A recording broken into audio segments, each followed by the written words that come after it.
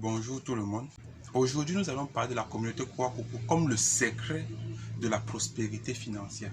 Vous savez, après mes 7 ans en Chine, passés auprès des grands businessmen, plusieurs années au Nigeria où j'ai essayé de côtoyer beaucoup d'autres hommes d'affaires qui ont réussi dans tel ou tel autre secteur, j'ai pris le temps d'aller aussi dans plusieurs autres pays en Afrique où j'ai essayé de voir comment telle ou telle autre personne a réussi. Tous ces voyages pour fréquenter certains types de personnes, notamment des personnes à succès, des personnes qui ont réussi.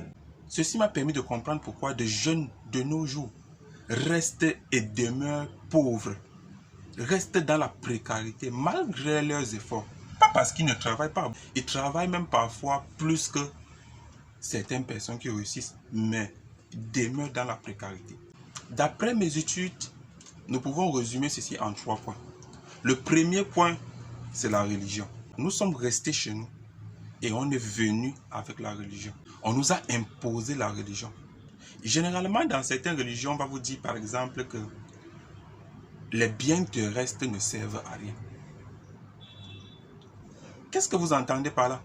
Lorsqu'on vous dit cela et qu'on exploite votre sous-sol, et puisque vous savez, vous avez été dogmatisé, vous savez que les biens terrestres ne servent à rien, c'est mieux de chercher le paradis. Vous n'allez pas vous battre pour préserver votre sous-sol. C'est juste l'exemple parmi tant d'autres. Lorsqu'on vous dit par exemple que si on te gifle à la joue gauche, montre ta joue droite, c'est pour dire si je prends tes terres, donne-moi d'autres terres. Puisque la terre ne te servira à rien, quand tu vas mourir, tu ne vas pas partir avec la terre. Il y en a tellement d'autres. Quand nous prenons le cas par exemple des pèlerinages, il y a des pays comme l'Arabie Saoudite où par an des millions de personnes y vont uniquement pour le pèlerinage. Ces millions de personnes payent 50 000 francs de frais de visa. C'est le minimum. Combien ça fait? Vous voyez qu'ils ont mis sur pied ce système pour s'enrichir et même pas pour nous enrichir. La religion nous empêche de penser autrement. Pour nous, il y a une limite à tout. La religion nous impose une limite. La religion nous dit jusqu'où nous pouvons penser. Aller au-delà de ça, c'est se rivaliser peut-être avec Dieu. Ce qui nous empêche donc d'évoluer comme les autres. Le deuxième point, c'est l'école. Le deuxième point, c'est l'école. Qu'est-ce qu'on nous apprend à l'école? À l'école, on nous apprend à avoir peur de l'échec. Je me rappelle quand j'étais en terminale, nous étions dans un groupe de 6 personnes. On étudiait ensemble, on faisait les cours de répétition ensemble, on faisait presque tout ensemble. En fin d'année, lorsqu'on proclame le résultat du baccalauréat, j'étais le seul qui avait échoué. Les 5 autres ont passé. Et je peux vous dire, c'est à travers cet échec, c'était le début de mon parcours en tant qu'entrepreneur. Si j'étais allé à l'université, je n'aurais jamais réalisé cela. Je devais faire comme mes camarades. C'était une parenthèse. L'école nous enseigne également une mauvaise définition de la concurrence. À l'école, il faut être premier. Lorsqu'on sort deuxième, on se dit non, l'année prochaine, il faut que je sois comme le premier. Troisième, quatrième, cinquième. On est toujours en train de se concurrer avec une autre personne. Or, la concurrence entrepreneuriale doit être avec soi-même. C'est-à-dire, l'année passée, j'étais au point 1. Cette année, je suis au point 2. Le vous d'aujourd'hui doit être meilleur que le vous d'hier. C'est ça la vraie concurrence. Le troisième point, c'est le manque de financement. Oui, c'est le point même le plus important parce que même si vous respectez les 2 autres points, si vous n'avez pas de financement, votre projet est voué à l'échec. Sans argent, même si vous avez des meilleures idées, si vous n'avez pas d'argent, vous allez mourir avec votre idée, on va vous enterrer. Votre idée restera idée. Personne ne saura même que cette idée a existé. Donc, le financement dans un projet, dans un business, c'est le capital, c'est le plus important. Mais, où est-ce que, en tant que jeune, vous pouvez avoir ces financements? Où est-ce que vous comptez avoir ces financements?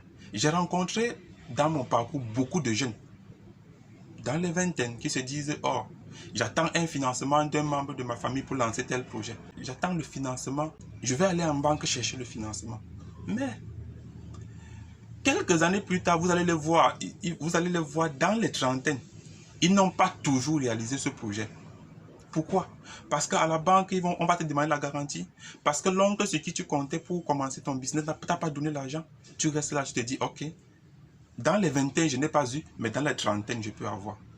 Vous qui écoutez cette vidéo, Quel est votre plan pour lancer votre propre projet, pour lancer votre business? Allez-vous continuer à attendre comme ces personnes? Vous allez attendre comme ça jusqu'à quand? Il est donc important de vous poser cette question maintenant. Comment est-ce que vous pouvez faire pour lancer votre propre business? Comment est-ce que vous pouvez faire pour lancer votre projet? Le projet, ce n'est pas forcément le business, ça peut être n'importe quoi. Nous vous proposons de rejoindre la communauté Kwakoko pour qu'ensemble, nous essayons de mettre sur pied des projets, membre après membre. Ensemble, c'est plus facile. Ça, c'est le système des Chinois.